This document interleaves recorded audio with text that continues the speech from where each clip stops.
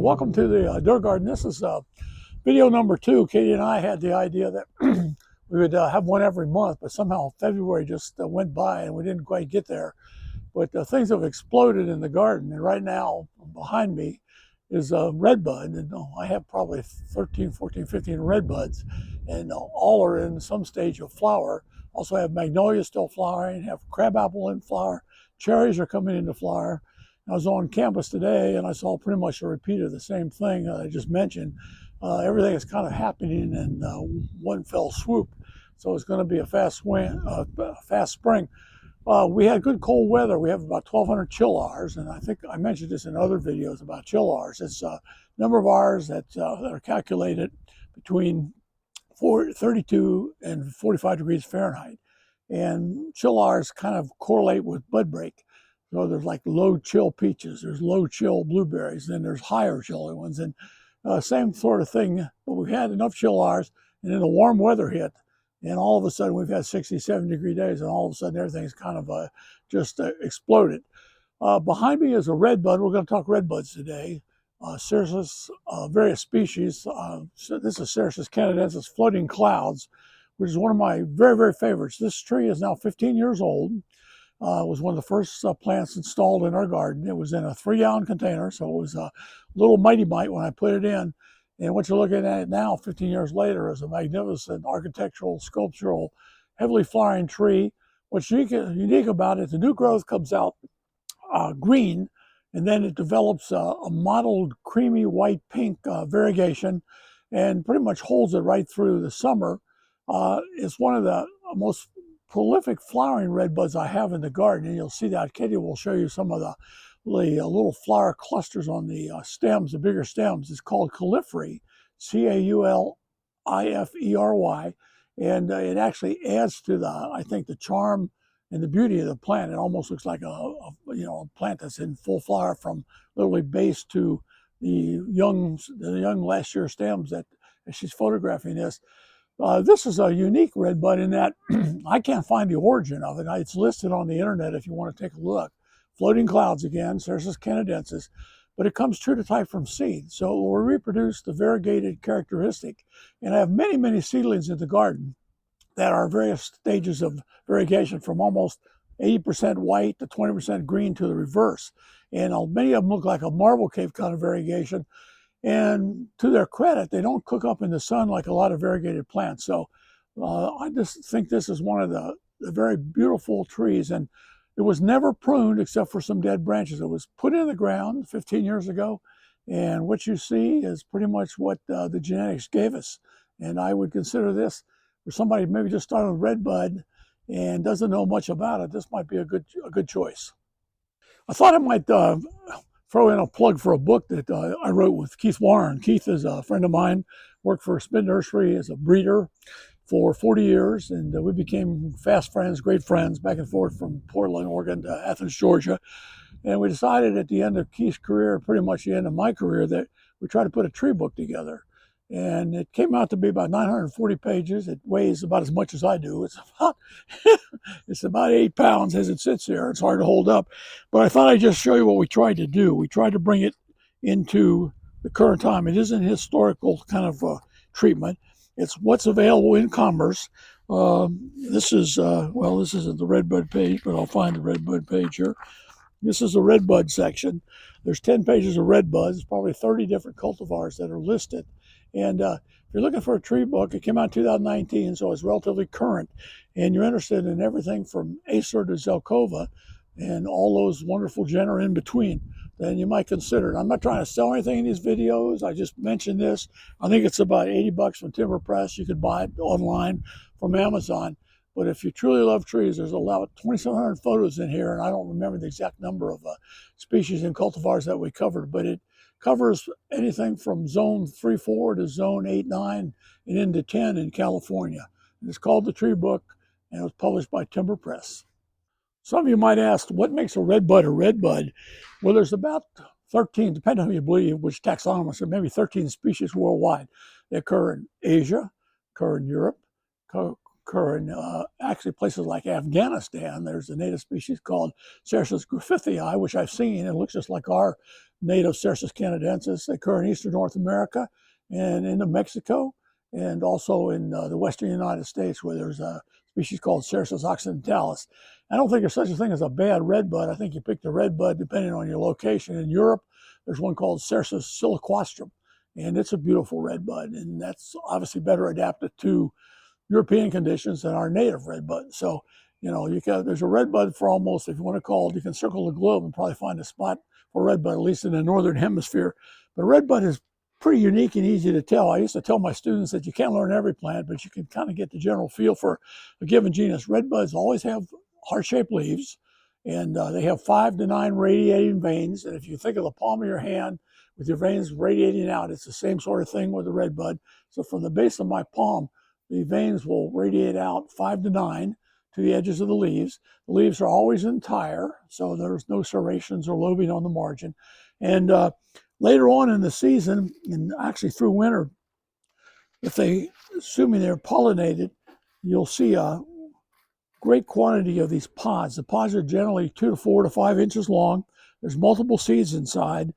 Seeds are extremely hard, and it's very much shaped like a bean seed, actually like a green bean seed.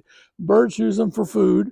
If you're interested in growing redbud from seed, you collect the pods, you crush the pods, you sift the seeds through a strainer, you soak the seeds for 24 hours, and you got to give them, typically they need what's called a cold moist stratification period. So you put the seeds in moist sand or moist peat or some sort of moist medium, put them in a plastic bag, put them in a refrigerator for 60 to 90 days, and often the root radicle will come out in the bag. So at that time, it's time to plant. And if it doesn't come out, you should take them out anyway and sow them in a normal greenhouse situation, or at least at about something with a bottom heat of maybe 70 to 75 degrees. I've grown numerous redbuds, and nature does a good job too. The seeds are distributed by birds. They're shed under the tree, and we have all kinds, the Dirr Garden, all kinds of seedlings of the floating clouds coming up, which is kind of a testimonial to nature taking care of its own. And I might mention on redbud, they're native to New England, to Florida, west into Texas, Oklahoma. There's a Mexican species that runs obviously into Mexico, then the western species. And typically redbud isn't native in South Dakota, North Dakota, Minnesota, but there's been several cultivars that have been found. There's one called the Minnesota Hardy strain. There's another one called the Northern Herald, which is found in South Dakota. And these are fully adaptable, cold hardy, good performing flowering trees in the climate of a zone 3-4 area.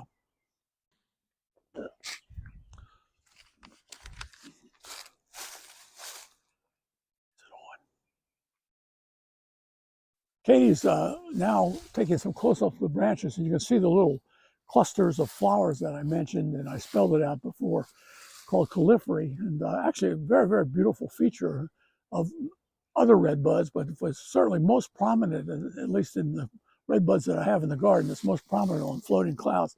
And the bark is a wonderful orangey, sort of gray-black, and obviously kind of exfoliating. You can see the little shreds of bark kind of peeling away from the main trunk.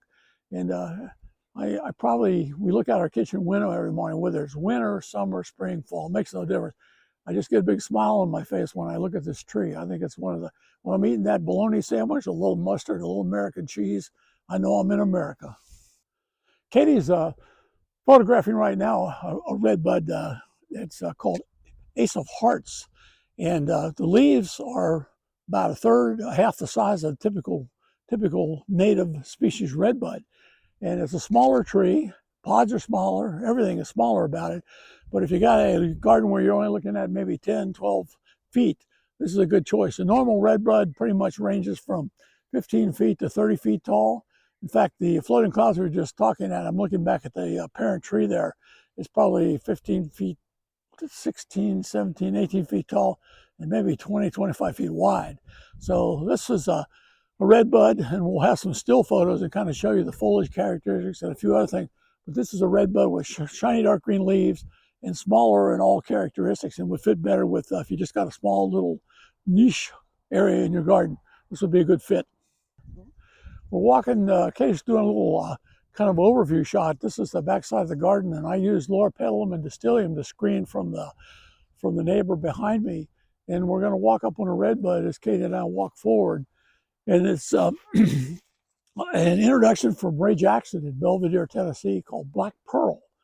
And it doesn't show a lot now, but the foliage is thick, lustrous, literally, I call it maroon, dark maroon, or blackish purple maroon.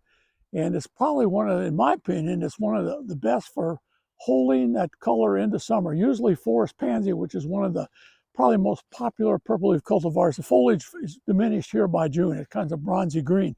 This thing will hold into July, and you can still tell it was a purple leaf when even in fall, before the leaves cascade.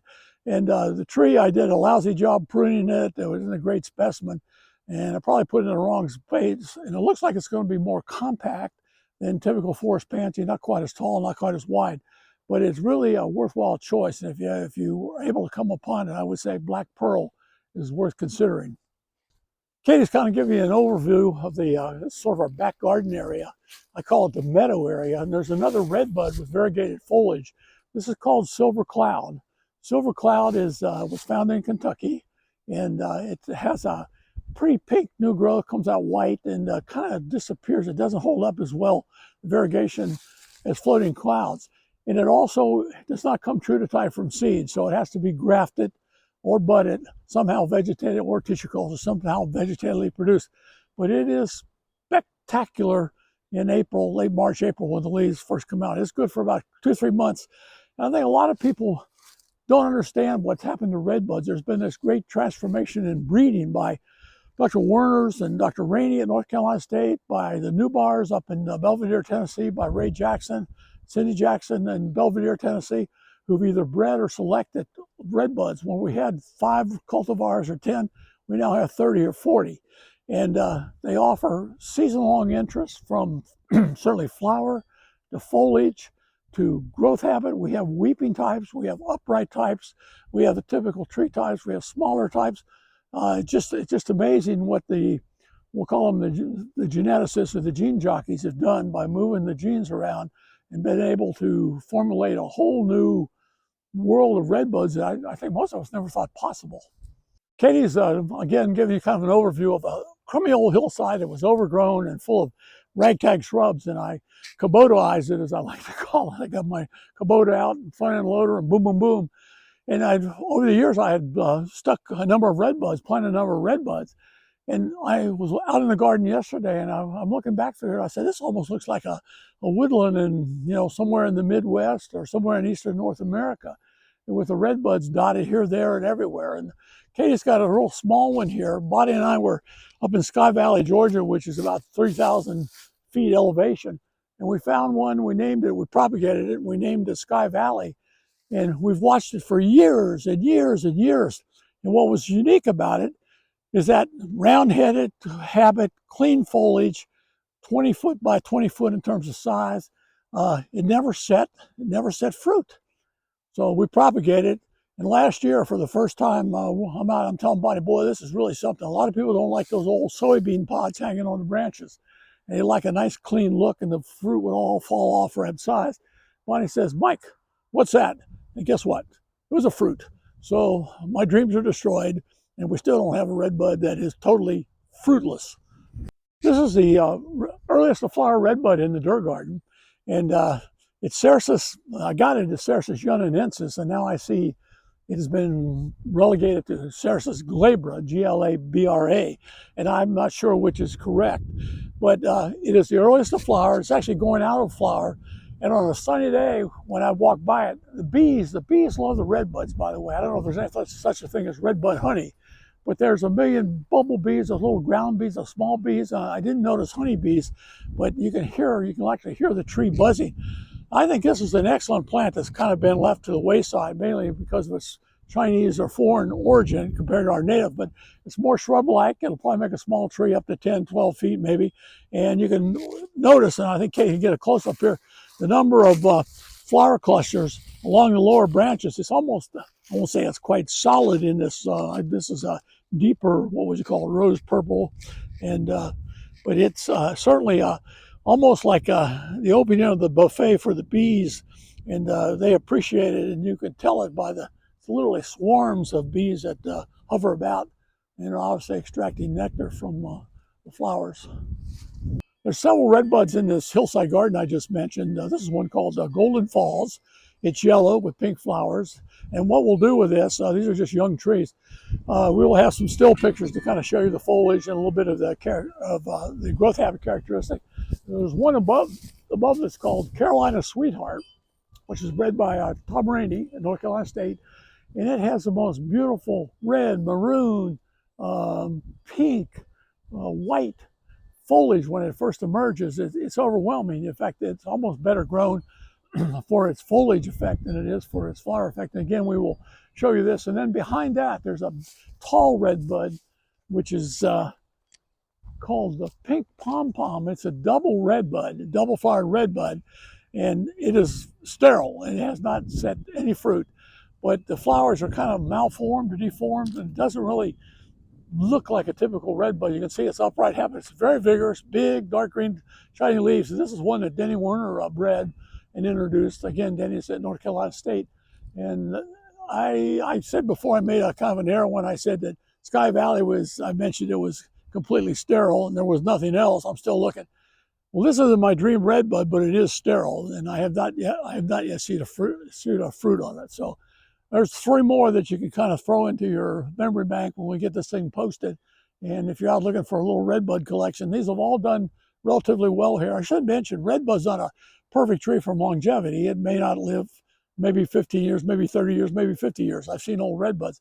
But you, the gardener, needs to take care, needs to prune out the dead branches, and they pretty much reward you with nonstop service for a great number of years. And, if one dies, plant 5 more.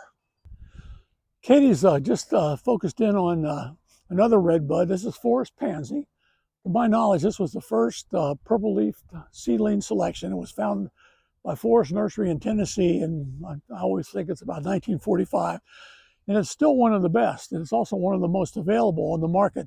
And this is pretty much the genetic source for all the subsequent purple foliage redbuds.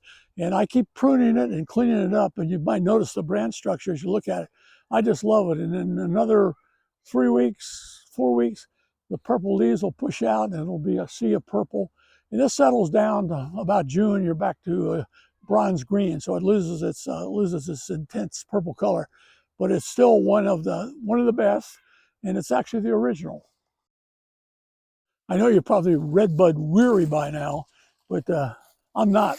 So pay attention and listen. This is a Tennessee pink, which was found by the Newbyers in Belvedere, Tennessee. And I consider this one of the most beautiful. It's almost a pure pink, as you can probably see. And it sets copious amounts of seed. I have little seedlings popping up everywhere. But it's a large tree and a large spreading tree.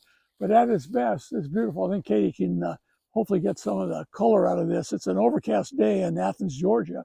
So the sky, the sunlight isn't kind of brightening up the blossoms, the flowers. But certainly another good one. And if you're looking for, again, different flower color, most of them are rosy lavender, rosy pink, or rosy purple. And this one is, I'd say, distinct, almost true pink.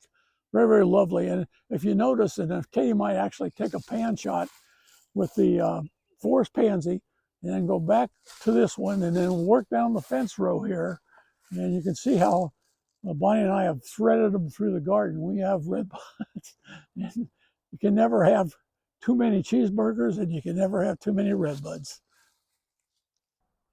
You're looking at both Tennessee pink, again, we talked about that, on your left, and on the right is one called Oklahoma. This is a Cercis canadensis, subspecies texensis. It used to be called subspecies reniformis. And Oklahoma, and there's also one called Texas white. And this is not as cold hardy. It's probably a zone 6, and but it's certainly fine in zone 9, probably into zone 10. It has the most glossy, shiny foliage, and the foliage is undulating or wavy, very beautiful in the sun when the light kind of bounces off the leaves. And it's probably the most handsome for just simply lustrous dark green foliage. But you can see the flower color in this close-up is a deep, I don't know what you call that, deep rosy purple almost, and compared to the pink. So redbud does offer, in its broadest sense, multiple, obviously different colors. And this one, again, another favorite. It's a smaller tree. You're looking at 15 feet. So if you're looking for a redbud, we talked about Ace of Hearts earlier on. This is another small one that you can integrate into a smaller garden. Highly recommended by yours truly, and probably been here about 10 years. There's some dead branches in it. We clean it up, try to clean it up every year, every other year. Redbud, as I said, is not perfect, but if there's a better Native American, North American tree, I'd like to know what it is, and that includes Cornus flora, our native dogwood. I don't know if you can hear the bees, but this is Cercis canadensis variety alba. This is a specific clone called Royal White. It came from Illinois, and it's one of the best whites. And I think when you talk about a white redbud, I think that's somewhat of a contradiction in terms. It probably should be called a white bud. But consistently every year, this has been a magnificent plant. The white flower color is a recessive trait. So to breed it, you need a couple of white seedlings to cross. And you typically, first generation, you're not going to get anything. But again, we're holding up the three different redbuds for just the intensity of color: Tennessee pink, Oklahoma, and then royal white on the far right. And I think you're listening. I can see, what would you say, Katie? Hundreds, maybe thousands of bees, and they're having a field day with this particular tree. If you can get this, it's a softener. I think white's one of the plants in the garden. You can have too much purple, too much red, too much whatever, pink. But this is a great tree to kind of intersperse around to sort of break up the monotony of red. And we have, if Katie turns around and pans up and down the street, you'll see loropetalums in abundance in our garden and in the neighbor's garden, which are about a football field in length away, past the 25 speed limit sign. This is Ruby Falls, and this is at the opposite end of the spectrum. This is a weeping form, and it's across, I'm not sure, I think it might have Oklahoma and lavender twist in it. It came again from North Carolina State, and it makes sort of a hummock. It'll grow probably 6, 8, 10 feet tall and just kind of cascades over. So this is one I grafted many years back. You got to run it up on a stake to develop a stake trunk, and then you can just let it kind of cascade on its own, which I've done. It's the latest to flower. It's the latest to leaf out. Has purple foliage. It's actually quite beautiful. I mean, these are kind of a one-of-a-kind redbuds that don't really mesh with the typical native type of growth habit or characteristics, and you need a spot for this. Accent plant, maybe in a container or something like that. This is probably our last redbud today, although I'm easily distracted and I could detour into another redbud. This is a Chinese redbud. It's Cercis chinensis, and this is a seedling of Avondale, which came out of Avondale was a clone that came out of, I believe, New Zealand or Australia. I want to say New Zealand many years ago. And I've grown many seedlings from Avondale. I have both white and pink. But what's nice about Avondale, it's a shrub, or the seedling anyway, there's no name on this, is that it stays small. So you're looking at 10 feet at most, multi-stemmed and laden with flowers from top to bottom. And as far as bee activity, Kate and I were just kind of commenting, the bee activity on this may be greater than on any of the native redbud. So you hear a lot about, well, if it's introduced, the bees or whatever insect really don't take to it. Well, I mean, I can hear them, I can see them, and I haven't been stung by them yet. But this is a worthwhile redbud, I think, again, for smaller places. It's zone 6, then to zone 9. And I mean, how do you beat that? This is the Dirr pollinator garden. And this is kind of the end of our trek today, but I'm going to walk you down here and have Katie photograph a couple things to wrap it up. We may put it in the video, we may not, but I just show you the vagaries of nature, if you will, when we walk down the path here. And this is my sort of Baptisia collection. And what I find remarkable, being that it's March 17th, is we have a Baptisia from seed. These are all seedlings with a couple exceptions in here. That's actually close to flowering, and we'll show you that as we walk down the path there. I just kind of wanted to show you what nature offers that we don't often appreciate. We say, well, something flowers in mid-May or mid-April or mid-June, and we don't leave any leeway for any variation that might occur. Well, I thought a lot about this, and the public would like Baptisia to flower more than 4 weeks. So why not develop a series that flowers early, mid-season, and late, and adds in length to the season and beauty to the season. And this is a prime example. I saw this last year. I never paid a lot of attention. This is you can probably see there's a few buds starting to pop. It's white. It's March 17th as mentioned, and it's going to be in flower if we get a warm week, and which is scheduled. And there's a crazy cat, by the way, going through. He likes it too. He or she, whatever it is, it likes it too. But this will be white, kind of creamy, because I marked down the color last year. And Katie's got a couple more here. This is one that we selected last year. This just shows you the variation that you see out of the way there, pussycat. The variation you see in the new shoots as they come up. This is a yellow. I mean, this is BO322. This was selected in 22. It's yellow flowered, green foliage, but the new foliage comes out purple, as does the emerging stalks, and it really adds to, I would say, sales appeal. If you're in a garden center, you're going to look at it. I mean, it's like this early one that we just looked at, the white one. Well, this is yellow flower, and then there's one next to it. Again, just these are all seedlings that you're looking at. Some of them I selected, and I keep looking at them. They've been in the ground since some of these since 2017, and we never quite get it right.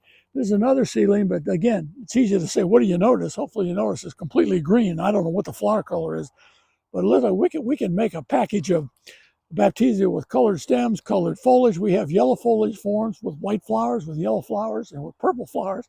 We have early, mid-season, and late, and about every combination in between, purple stems, green stems, and that's why Baptisia has turned into, it's a great native, and one of my favorite plants. Katie and I had a video a couple years ago, last year, on Baptisia. We got a tremendous amount of hits. We'll probably do it again this year. We have a whole planting of seedlings at our company, Plant Premier Introductions Incorporated, and we're going to see a wealth of variation this year in characteristics, and we'll share that with you in another. We'll keep the video short. This was supposed to be 5 minutes, and I think we're now probably going downhill about 20 minutes. These are great or good videos. Kate and I just do this. She enjoys it, and I enjoy it. I enjoy sharing the love of plants and the love for plants. And my daughter is also interested in gardening, and I like to I kind of work in her garden, and she allows me to plant certain things. But I think she's learned too that it's amazing what happens if you persist, if you work at it, if you have some patience. Gardening is not an immediate response. Landscaping, anybody can buy a landscape, but you can't buy a garden. You have to put yourself and throw your body into it, and your soul, and your heart, and to some degree your mind. And hopefully it turns out the way you want it. And if it doesn't, so what? You did it. It's yours. Love it, and continue to take care of it.